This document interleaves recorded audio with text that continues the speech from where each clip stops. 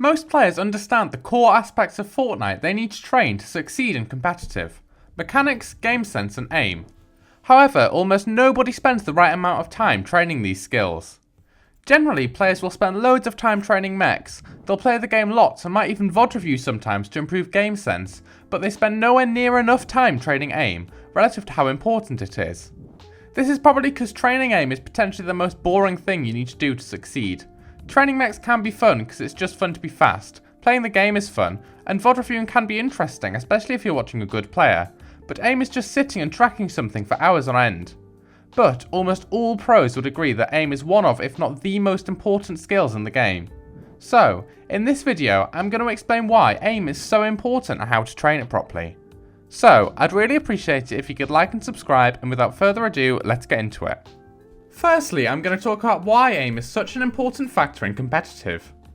As long as you're able to build and edit consistently to a certain level, mechanics aren't really that important in terms of overall competitive performance. There's no point in being able to full piece someone if you can't hit the shot at the end of it. Also, you can't really take full advantage of the rest of your skill in fighting without being able to deal chip damage to your opponents, which requires good AR aim. Potentially the most important part of your aim, for tournaments especially, is your long range aim. In high elo comp games, it's really difficult to fight someone one-on-one because the enemies are so good and there's such a high chance of being lobbied if you try, so getting damage across zone is really important if you want to pick up some kills. Surge is also a massive factor if it goes active, which it may well do in high skill based matchmaking games, as well as in finals.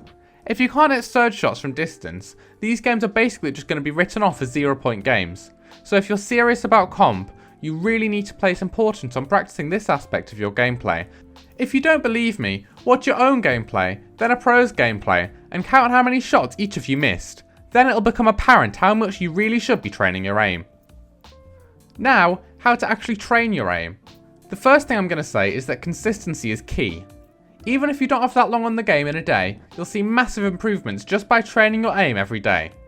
To really focus on improving your aim, just try dedicating 25% of your time on the game in a day to training it. For example, if you have 4 hours on the game, spend an hour on aim. After a week or two, you should notice your aim having got a lot better. Contrary to popular belief, it doesn't really matter if you use Kovacs or train your aim in-game. In fact, I would argue that in-game aim training can be better because it's more realistic. Kovacs mainly focuses on improving mouse control, which is an important skill, but it doesn't really let you practice applying the skill to Fortnite itself. Training in-game is going to mean you can train the same skills as you can on Kovacs, as well as helping you to improve your real game application of your aim. If you're going to use Kovacs, you're going to need to spend some time training your aim in-game as well, so you might as well just use a creative map the whole time. Now, this doesn't at all mean that you can't use Kovacs. Some pros swear by it. But some players will feel that they're heavily disadvantaged because they either don't have Kovacs, don't have enough time on the game, or they play on controller, and that simply doesn't matter. As with pretty much any skill training, the best map to use is Raiders Training Map V5. The first step to training your aim is watching your own gameplay and identifying weaknesses in your aim. What type of shots do you miss the most, and how does this differ from the number of these types of shots pros miss? Then, you're going to spend a higher proportion of your time on the game training what you're worse at compared to what you're alright at.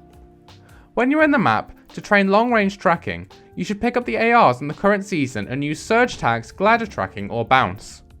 For shotgun tracking, you should do headshot practice or aim duels on the shotgun swap setting. For inbox AR or SMG tracking, just use aim duels with an AR or SMG.